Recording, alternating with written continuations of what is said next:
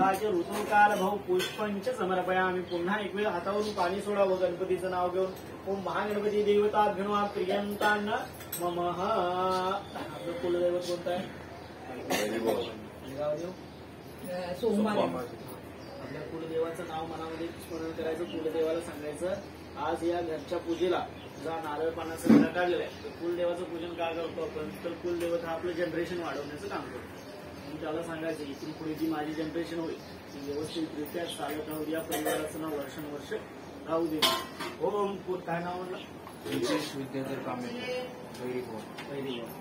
ओम कुलदेवताभ्यो बैरी भवानी देवताभ्यो नमो नमः। सर्व मांगल्ये मांगल्ये शिवे सर्वार्थ साधिके शरण्ये त्र्यंबके गौरी नारायणी नमोस्तुते। तथा च कुलाचार देवताभ्यो नमो नमः। आह्वानार्थे आसनार्थे यजमान द्वारा प्रार्थना पूर्वक नमस्कार करोमि। प्रार्थना पूर्वक नमस्कार करोमि। तथा च आसन स्थानी अक्षदांचे समर्पयामी। पहिल्या व्हिडिओवरती व खालच्या पहिल्या नारळावरती अक्षदा सोडून द्याव्या।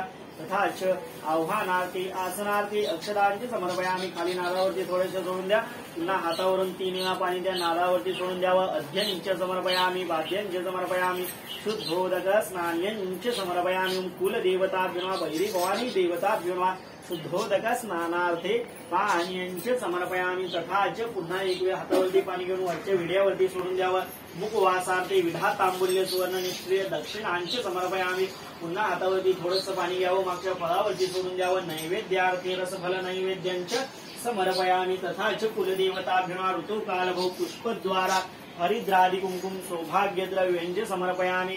ओम खाली पहिला ऋतुकाल